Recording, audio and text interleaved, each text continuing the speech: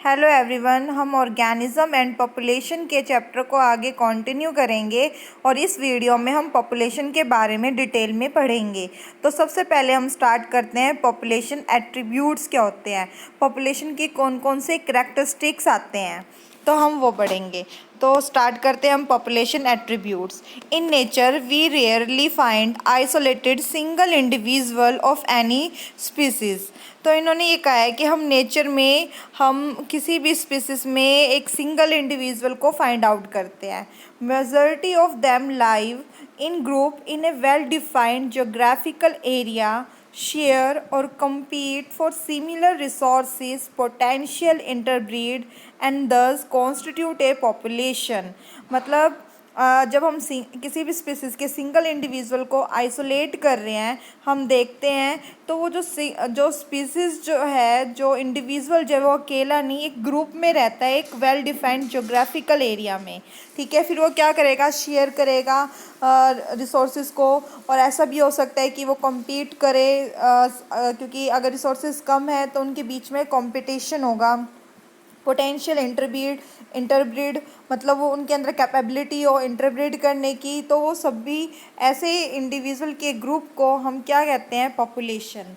तो पॉपुलेशन क्या है, डिफरेंट पॉपुलेशन है group of organism in a particular area that can interbreed. ठीक है, और ऑर्गेनिज्म क्या है, each individual of the species, सभी स्पीसीज के, किसी भी स्पीसीज के इंडिविजुअल को हम क्या बोलेंगे, ऑर्गेनिज्म। एंड और जो उनका ग्रुप होगा उसे हम क्या बोलेंगे, population. Although the term interbreed implies sexual reproduction। अब interbreed को जो टर्म यूज़ किया है वो किसको रिप्रेजेंट कर रहा है, सेक्शुअल रिप्रोडक्शन को कर रहा है। ठीक है, अब आगे देखते हैं हम क्या है, a group of individual resulting from even asexual reproduction is also generally considered a population for the purpose of ecological studies. अब इकोलॉजिकल स्टडीज़ में हम सेक्शुअल रिप्रोडक्शन तो लेते ही हैं, साथ में हम एसेक्शुअल रिप्रोडक्शन के रिज़ल्ट को भी इंक्लूड करेंगे, क्योंकि एसेक्शुअल रिप्रोडक्शन से भी क्या होता है, मतलब पॉपुलेशन इंक्रीज़ होती है। ठीक है, all the cormorants in A wetland, rats in an abandoned dwelling, teakwood trees in forest tract, bacteria in culture plate and lotus plant in a pond are some example of population। ये कुछ example दिए गए हैं population के, मतलब एक जैसी species, जैसे कोई कल्चर किया हमने प्लेट में, उसमें बैक्टीरिया ग्रो कर रहे हैं, तो वो क्या है, बैक्टीरिया की पॉपुलेशन होगी। एक पॉन्ड में सभी लोटस प्लांट है, तो वो लोटस प्लांट क्या है, सारे के सारे एक पॉपुलेशन होगी, क्योंकि इसके अंदर ग्रुप ऑफ ऑर्गेनिज्म है, एक लोटस दो लोटस नहीं, बहुत सारे लोटस होंगे। ठीक है, तो वो पॉपुलेशन कहलाएंगी। ऐसे ही उन्होंने फॉरेस्ट में कहा है, जो टिक वुड जो होते हैं, मतलब फॉरेस्ट में, जंगल में जो पेड़ जो है, तो वो भी क्या एक पॉपुलेशन का एग्जाम्पल होगा। In earlier chapter, you have learned that although an individual organism is the one that has to cope with a changed environment, it is at the population level that natural selection of prey to evolve the desired trait। देखिए, अभी हमने इस chapter में भी किया था वैसे, कि इंडिविजुअल जो है, ऑर्गेनिज्म जो है, जैसे ही एनवायरनमेंट चेंज होता है अपने आप को उसके अकॉर्डिंग कर लेता है। अगर अकॉर्डिंग उसने कर लिया है तो फिर क्या होगा, वो अलाइव रहेगा, एग्जिस्ट करेगा अर्थ पे, और नहीं अगर अपने आप को उसके अकॉर्डिंग किया है या कुछ मॉडिफिकेशन नहीं किया, उन्होंने मॉडिफाई नहीं किया अपने आप को, तो वो एग्जिस्ट नहीं कर पाएंगे। तो यही बोल रहे हैं, ये नेचुरल सिलेक्शन, मतलब नेचर के अकॉर्डिंग, या नेचर ने जिसको सिलेक्ट कर लिया वो एग्जिस्ट करेगा, और जिसको सिलेक्ट नहीं किया वो एग्जिस्ट नहीं करेगा, मतलब वो एक्सटिंक्ट हो जाएगा, गायब हो जाएगा, विलुप्त हो जाएगा। Population ecology is therefore an important area because it links ecology to population genetics and evolution. अब क्वेश्चन आ सकता है कि पॉपुलेशन इकोलॉजी क्या होती है। तो पॉपुलेशन इकोलॉजी में क्या होता है, ये एक लिंक है ecology to population genetics and evolution का। मतलब पॉपुलेशन जो है उनके अंदर जो चेंजेस आ रहे हैं, जो स्पीसीज इवॉल्व हो रही हैं, और जो क्या कहते हैं एबायोटिक फैक्टर जो है, उन दोनों के बीच का इंट्रैक्शन क्या कहलाएगा, population ecology. A population has certain attributes. अब जो हम स्टार्ट कर रहे थे पॉपुलेशन एट्रीब्यूट्स, उसके बारे में बताया गया है। तो a population has certain attributes whereas an individual organism does not. अब देखो पॉपुलेशन के कुछ एट्रीब्यूट्स हैं, ठीक है, करेक्टरिस्टिक्स हैं। N individual organism does not, हम उसे इंडिविजुअल ऑर्गेनिज्म के करेक्टरिस्टिक्स नहीं बोलेंगे, हम पॉपुलेशन को लेकर चलेंगे, ठीक है। अब जैसे इंडिविजुअल है, may have birth and death, कोई इंडिविजुअल जन्म लेगा, उसकी मृत्यु भी होगी, और बट उसे पॉपुलेशन के अकॉर्डिंग हम क्या बोलेंगे, हम बर्थ नहीं बोलेंगे, हम क्या कहेंगे, बर्थ रेट। और वैसे ही डेथ की जगह हम क्या वर्ड यूज़ करेंगे, डेथ रेट। अब ये क्या है, इन्हें population this refer to rates refer to per capita birth and death. मतलब रेट को हम क्या बोल रहे हैं, बर्थ और डेथ रेट, ठीक है। अब एक एग्जांपल के थ्रू हम समझने जा रहे हैं। The rates hence expressed a change in number with respect to members of population. अब इन्होंने कहा है कि जो रेट है वो चेंज हो सकता है with respect to members of population. Population में कितने मेंबर्स हैं उनके रिस्पेक्ट में। तो हेयर इज़ एन एग्जाम्पल। अब एग्जाम्पल क्या ले रहे हैं, इफ़ इन ए पॉन्ड, एक पॉन्ड है, ठीक है, एज्यूम कीजिए आप। There were 20 lotus plant last year. जब हमने लास्ट ईयर देखा तो उसके अंदर 20 लोटस प्लांट थे। थ्रो रिप्रोडक्शन, उनके बीच अंदर रिप्रोडक्शन हुई प्लांट्स में, ठीक है। 8 न्यू प्लांट्स आर एडेड। अब क्या है, 8 न्यू प्लांट्स उसके अंदर ऐड हो गए, ठीक है। Taking the current population to, अब पॉपुलेशन कितनी हुई, 20 तो पहले थे, 8 और ऐड हो गए, तो टोटल कितने हो गए, 28। अब क्या कहते हैं 28 हो चुके हैं। अब हम रेट निकालेंगे तो हम क्या करेंगे, जो ऐड हुए हैं वो बटे में हम क्या रखेंगे, पहले वाली जो पॉपुलेशन थी कितनी थी, ठीक है, उसे। तो अब ऐड कितने में थे, 8 बटे में पहले कितना था, लास्ट ईयर जो पॉपुलेशन थे लोटस प्लांट की वो क्या है, 20। तो जब हम इसे डिवाइड करेंगे तो क्या है हमारा 0.4 ऑफस्प्रिंग पर लोटस पर ईयर। मतलब एक साल में वो लोटस प्लांट की जो बर्थ रेट है वो कितना आया, 0.4। ऐसे ही मान लो हम दूसरा एग्जांपल लेते हैं कि if 4 individual in a laboratory population of 40 fruit flies died during a specified time interval. एक हमें है ना इसके अंदर टाइम इंटरवल जो होगा वो स्पेसिफाई होगा। ये नहीं है कि क्या कहते हैं 2 महीने, मतलब कोई भी हमने 2 महीने लिया है, 3 महीने लिया, जो भी लेंगे हम स्पेसिफाइड लेंगे, ठीक है। तो अब उन्होंने ये कहा है कि 40 फ्रूट फ्लाइज थी, उनमें से 4 जो है उनकी डेथ होगी, ठीक है। अब डेथ रेट कैसे निकालेंगे, जितनी फ्रूट फ्लाइज मतलब डाइड हो चुकी है, मर चुकी है, वो बटे में टोटल फ्रूट फ्लाइज जो थी वो आ जाएगा हमारा डेथ रेट, ठीक है। तो आया 0.1 इंडिविजुअल पर फ्रूट फ्लाई पर वीक। अब इन्होंने वीकली लिया है तो पर वीक लिखेंगे, अगर मंथली ले रहे हैं तो पर मंथ लिखेंगे, और 1 साल का लिया है तो हम 1 ईयर पर ईयर लिखेंगे, ठीक है। आई होप आप समझ चुके होंगे। अब सेकंड एट्रीब्यूट्स है, देखिए आप सेकंड भी बोल सकते हो चाहे थर्ड भी बोल दो, क्योंकि फर्स्ट क्या हो गया, बर्थ रेट, सेकंड क्या हो गया, डेथ रेट, और अब नेक्स्ट एट्रीब्यूट्स क्या है, सेक्स रेशो, ठीक है। And individual is either a male और female but a population has a sex ratio. अगर हम इंडिविजुअली देखेंगे तो क्या होगा, या तो वो मेल या तो फीमेल से प्रेजेंट करेंगे, बट जब हम पॉपुलेशन को लेकर चल रहे हैं तो हम उसे क्या कहते हैं, सेक्स रेशो, ठीक है। तो 60% एग्जाम्पल बताए इन्होंने, जैसे 60% of population are females and 40% males. अब आगे देखते हैं, a population at any given time is composed of individual of different ages. अब सेक्स रेशो में क्या होगा भाई, जो अलग अलग एजेस के जो इंडिविजुअल जो है, ठीक है, उसको हम सेक्स रेशो में तो हमने मेल और फीमेल को देखा, ठीक है। अब मेल और फीमेल जो है वो अलग अलग एजेस के भी होंगे, ये तो है नहीं कि सेम एज के मिलेंगे। तो उसके बारे में ही बोल रहे हैं, जब हम अलग अलग डिफरेंट एजेस को प्लॉट करेंगे तो हम उसे क्या कहते हैं, एज पिरामिड। ठीक है। तो a population at any given time is composed of individual of different edges. जो किसी भी टाइम में अगर हम पॉपुलेशन को देखते हैं तो पॉपुलेशन की में जो इंडिविजुअल्स हैं वो अलग अलग एज से एजेस के इंक्लूड होते हैं। इफ़ द एज डिस्ट्रीब्यूशन, अगर age distribution is plotted for the population, the resulting structure is called an age pyramid.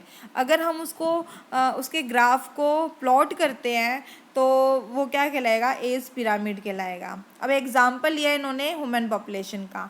The age pyramid generally show age distribution of male and female in a diagram.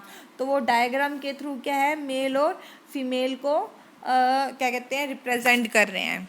ठीक है। The shape of the pyramid, अब shape जो pyramid का है वो क्या reflect करेगा, growth status बताएगा पॉपुलेशन का कि कौन से एज की पॉपुलेशन ज़्यादा है, कौन से एज की पॉपुलेशन कम है। तो उस बेस पे ये 3 टाइप के होंगे। ठीक है। या तो पॉपुलेशन ग्रो करेगा, या तो वो स्टेबल रहेगी, या तो वो डिक्लाइन करेगा। ठीक है। या तो ज़्यादा इंक्रीज़ होगी या डिक्रीज़ होगी, वह वैसी की वैसी रहेगी। तो ये 3 पिरामिड दिखा रखा है। ठीक है। तो प्री रिप्रोडक्टिव होगी, रिप्रोडक्ट मैच्योर होने से पहले वाला है, कितने ऑर्गेनिज्म है। ठीक है। रिप्रोडक्टिव में जो मैच्योर हो गया, द प्यूबर्टी एज जो होती है, ठीक है, उसके जो प्यूबर्टी एज के बाद की रिप्रोडक्टिव। ठीक है। और पोस्ट रिप्रोडक्टिव होगी जो रिप्रोडक्टिव एज के बाद का जो पीरियड होता है। ठीक है। प्री रिप्रोडक्टिव एज में तो मैच्योर होने से पहले वाले ऑर्गेनिज्म, रिप्रोडक्टिव में मैच्योर हो चुके हैं वो वाले ऑर्गेनिज्म, और कब जब तक वो रिप्रोड्यूस कर रहे हैं। ठीक है। और पोस्ट रिप्रोडक्टिव में अब वो रिप्रोड्यूस नहीं कर रहे हैं ऑर्गेनिज्म, तो वो वाले काउंट होंगे। ठीक है। तो यहाँ पे इन्होंने दिखा रखा है कि प्री रिप्रोडक्टिव एज के जो क्या कहते हैं, जो ऑर्गेनिज्म है वो ज़्यादा है। ठीक है। फिर रिप्रोडक्टिव एज के जो ऑर्गेनिज्म हैं वो इतने कम नहीं हैं। ठीक है। ठीक है। जैसे जैसे आगे जाएंगे, मतलब अगर हमें जो फिर पोस्ट रिप्रोडक्टिव एज के जो ऑर्गेनिज्म हैं वो क्या हो रहे हैं, वो कम हो रहे हैं। तो इसका मतलब क्या है कि रिप्रोडक्टिव एज और प्री रिप्रोडक्टिव में ज़्यादा डिफरेंस नहीं है, तो मतलब हमें क्या है, वो जनसंख्या जो है हमें ज़्यादा मिलेगी, एक्सपेंडेड फॉर्म में मिलेगा। ठीक है। जैसे कि हमारी इंडिया की जो पॉपुलेशन है वो इसी में आती है, एक्सपेंडिंग फॉर्म में। ठीक है। और फिर उसके बाद है स्टेबल, मतलब इसमें ज़्यादा डिफरेंस देखने को नहीं मिल रहा है हमें प्री रिप्रोडक्टिव और पोस्ट रिप्रोडक्टिव में। तो जो मीन वैल्यू जो है वो स्टेबल सी वैसी ही आ रही है। ठीक है। तो ये स्टेबल पॉपुलेशन का पिरामिड हो गया। अब डिक्लाइनिंग में क्या है कि जो प्री रिप्रोडक्टिव है और जो रिप्रोडक्टिव जो है वो हमें मतलब उनमें बहुत ही कम डिफरेंस है। फिर उसके बाद जो पोस्ट रिप्रोडक्टिव है वो ज़्यादा अमाउंट में मिल रहे हैं। ठीक है। तो हम उसे क्या कहेंगे, डिक्लाइनिंग, क्योंकि आगे तो पॉपुलेशन इतनी इंक्रीज़ हो नहीं रही है, तो क्या होगा, पोस्ट रिप्रोडक्टिव तो इंक्रीज़ करेंगे नहीं पॉपुलेशन को, क्योंकि तो आफ्टर मैचुरेशन के बाद का पीरियड, मतलब जब वो रिप्रोड्यूस नहीं कर सकते हैं तो वो वाला पीरियड है। तो इसलिए क्या है, पॉपुलेशन उनके मरने के बाद कोई इंक्रीज़ नहीं हो रही है इतनी, तो वो क्या हो जाएगी, डिक्लाइन हो जाएगी। तो ऐसी डिक्लाइन जो पॉपुलेशन है हमें जापान जो है वहाँ देखने को मिलती है। ठीक है। तो ये पिरामिड्स। अब आगे हम देखते हैं, the size of the population tell us a lot about its status in the habitat. तो जो साइज़ है पॉपुलेशन का वो हैबिटेट में उसका स्टेटस कैसा है वो बता रहा है। ठीक है। Whatever ecological process we wish to investigate in a population been outcome of competition with another species. अब इन्होंने कहा है कि इकोलॉजिकल प्रोसेस में हमने पॉपुलेशन में हमने ये भी देखा है कि वो दूसरे स्पीसीज के साथ कंपटीशन करते हैं। The impact of a predator और the effect of pesticide application. तो स्पीसीज पे प्रेडेटर और पेस्टिसाइड जो होता है उनका भी इफेक्ट पड़ता है, इससे पॉपुलेशन कम भी हो सकती है। we always evaluate them in terms of any change in the population size। तो population का size क्या है, change हो सकता है। the size in nature could be as low less than 10। अब इन्होंने कहा है कि जो size है नेचर का वो कम हो रहा है, ठीक है। तो Siberian cranes at Bharatpur wetland in any year और गोट इनटू मिलियंस। अब इन्होंने कहा है कि वो मिलियंस में भी हो सकते हैं, ठीक है। मतलब पेस्टिसाइड प्रेडेटर की वजह से साइज़ कम भी हो सकता है, और मान लो अगर फेवरेबल एनवायरनमेंट है तो उनका साइज़ इंक्रीज़ भी हो सकता है, मतलब वो मिलियन में भी जा सकते हैं, ठीक है। तो population size technically called population density. तो पॉपुलेशन साइज को हम टेक्निकली क्या बोलते हैं, पॉपुलेशन डेंसिटी। तो पॉपुलेशन डेंसिटी क्या है, the number of individual with in a certain space. एक स्पेस में कितने नंबर ऑफ इंडिविजुअल प्रेजेंट है, जैसे 1 किलोमीटर एरिया में कितने ऑर्गेनिज्म प्रेजेंट है, तो हम उसे क्या बोल देंगे, डेंसिटी, ठीक है। Need not necessary be measure in number only. अब इन्होंने कहा है कि कई बार ज़रूरत नहीं होती कि हम नंबर्स को कैलकुलेट करें, ठीक है। Although total number is generally the most appropriate measure of population density. तो क्या है, यहाँ तक कि जो पॉपुलेशन डेंसिटी जो है वो टोटल नंबर ही है, मतलब किलोमीटर में कितने ऑर्गेनिज्म मिल रहे हैं हमें, ठीक है, उसे हमने पॉपुलेशन डेंसिटी का है। It is in some cases either meaningless or difficult to determine. कुछ केसेस में ये क्या हो जाते हैं, मीनिंगलेस हो जाते हैं और डिफ़िकल्ट हो जाता है टू डिटरमाइन करना। वो कैसे, हम एग्जांपल के थ्रू देखेंगे। देखिए पॉपुलेशन डेंसिटी इन्होंने क्या कहा है कि एक सर्टेन स्पेस में जो टोटल नंबर ऑफ़ इंडिविजुअल्स हमें मिल रहे हैं वो पॉपुलेशन डेंसिटी है। तो उन्होंने ये कहा है कि कई बार ऐसा होता है कि खाली नंबर्स को नंबर्स में मेज़र करना मीनिंगलेस हो जाता है, और फिर हम बता नहीं सकते हैं कि वो डिफ़िकल्ट कर देता है थोड़ा सा डिटरमाइन करने में। तो वो कैसे करता है वो देखिए। इन एन एरिया, एक एग्जांपल है, एज्यूम कीजिएगा आप भी। In an area if there are 200 carrot grass, मतलब एक एरिया में 200 कैरेट ग्रास है। इसका साइंटिफिक नेम है पार्थीनियम। तो आप याद रखिएगा, 1 नंबर में ये क्वेश्चन आ सकता है, कैरेट ग्रास का scientific name. Plants but only a single huge banyan tree with a large canopy. अब इन्होंने कहा है कि एक एरिया है वहाँ पे 200 के आसपास तो कैरेट ग्रास है, बट एक जो है बैनियान ट्री है, ठीक है, बरगद का पेड़ है। तो stating that the population density of banyan is low relative to that of carrot grass amount to understanding the enormous role of banyan is in that community. अब इन्होंने, अगर हम भाई नंबर के वे में देखते हैं तो बैनियान ट्री क्या है, उसकी पॉपुलेशन डेंसिटी कम है क्योंकि वो एक ही है और 200 कैरेट ग्रास प्रेजेंट है, ठीक है। बट अगर हम अंडरस्टैंड करें बैनियान का एनॉर्मस रोल को कम्युनिटी में, तो क्या होगा, बैनियान ट्री का जो रोल होगा इकोलॉजिकल वो ज़्यादा होगा, ठीक है। इसलिए इन्होंने कहा है कि कई बार नंबर जो है वो मीनिंगलेस हो जाते हैं। ज़्यादा कैसे होगा, जैसे एक बैनियान ट्री वो बहुत ही बड़ा है तो उस पर क्या है, बहुत सारे पक्षी वगैरह भी हमें देखने को मिलेंगे, ठीक है। और इस क्या कहते हैं, बहुत सारे अलग अलग टाइप के पक्षी मिलेंगे, तो क्या हो गया, तो हम नंबर के वे में तो काउंट नहीं कर सकते हैं, इसलिए इन्होंने मीनिंगलेस बोला है।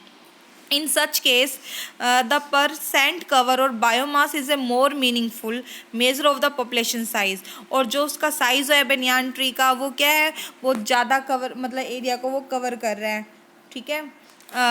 The total number is again not an easily adaptable measure if the population is huge and counting impossible और very time consuming। सेकंड, अब ये बोल रहे हैं कि जो अगर हम टोटल नंबर को दोबारा काउंट करने चलेंगे तो ये टाइम कंज्यूमिंग होगा अगर कुछ ज़्यादा पॉपुलेशन है तो, ठीक है। If you have a dense laboratory culture of bacteria in a petri dish, what is the best measure to report its density. अब जैसे पेट्री डिश में है तो वो कम है तो हम उसे काउंट कर सकते हैं, अगर वो बहुत ज़्यादा है तो उसको कैसे, भाई उसको काउंट करना बहुत ही मुश्किल हो जाएगा, ठीक है। तो sometimes for certain ecological investigation there is no need to know the absolute population density, relative density serve the purpose equally well. तो उन्होंने कहा है कि कई बार ऐसा होता है कि हम एब्सोल्यूट पॉपुलेशन डेंसिटी को भाई जानना हमारे लिए ज़रूरी नहीं होता, हम एब्सोल्यूट पॉपुलेशन डेंसिटी की जगह क्या करते हैं, रिलेटिव डेंसिटी लेकर चलते हैं। ठीक है, अब एक एग्जाम्पल के थ्रू समझाने जा रहे हैं ये। तो देखिए क्या एग्जाम्पल लिया है, the number of fish caught per trap is good enough measure of its total population density in the lake. मान लो कोई लेक है, तीन लेक ले लेते हैं हम जैसे, ठीक है, पॉन्ड एरिया ले लिया हमने। अब उसमें फ़िश को काउंट करेंगे तो कैसे, एक एक करके काउंट करेंगे, तो एक एक करके काउंट करना बहुत मुश्किल हो जाएगा। तो हम क्या करेंगे, उसके अंदर एक जाल फेंकेंगे, और जितनी जाल के अंदर अगर किसी एक ए पॉन्ड में ज़्यादा फ़िश कॉट हुई है तो इसका मतलब क्या है, ए पॉन्ड में ज़्यादा फ़िश है। ठीक है, और अगर सेकंड में कम है तो ए से सेकंड में कम है, तो इसका मतलब क्या है, हम उस जाल में कितनी क्या कहते हैं फ़िश ट्रैप हुई है, हम उसके अकॉर्डिंग हम बता सकते हैं कि इस पॉन्ड में इतनी फ़िश है, इतनी फ़िश होगी, मतलब ये इसमें ज़्यादा होगी और इसमें कम होगी। तो ये क्या हो गया, रिलेटिव डेंसिटी काउंट की हमने। ठीक है, तो we are mostly obligate to estimate population size indirectly without actually counting them or seeing them. तो उन्होंने यही कहा है कि बिना देखे, एक्चुअल काउंट किए बिना हम इनडायरेक्टली बता सकते हैं, एस्टिमेट लगा देते हैं कि इसका पॉपुलेशन साइज ज़्यादा होगा। The tiger census in our national park and tiger reserve is often based on pug mark and fecal palate। तो उन्होंने कहा है कि टाइगर को हमारे नेशनल पार्क में रिज़र्व जो करके रखा है, तो वो जो हम उसे काउंट करते हैं उनकी पॉपुलेशन कितनी इंक्रीज़ हो रही है, डिक्रीज़ हो रही है, तो हम वो कैसे करते हैं, पग मार्क मतलब उनके पैरों के जो निशान होते हैं उनको काउंट करके, और दूसरा फीकल पैलेट को देखकर। ठीक है, आई होप आप पॉपुलेशन एट्रीब्यूट समझ चुके होंगे। अब नेक्स्ट वीडियो में हम पॉपुलेशन ग्रोथ के बारे में जानेंगे, और इसमें जो लॉजिस्टिक ग्रोथ और एक्सपोनेंशियल ग्रोथ जो है उसको डिटेल में पढ़ेंगे। Thank you.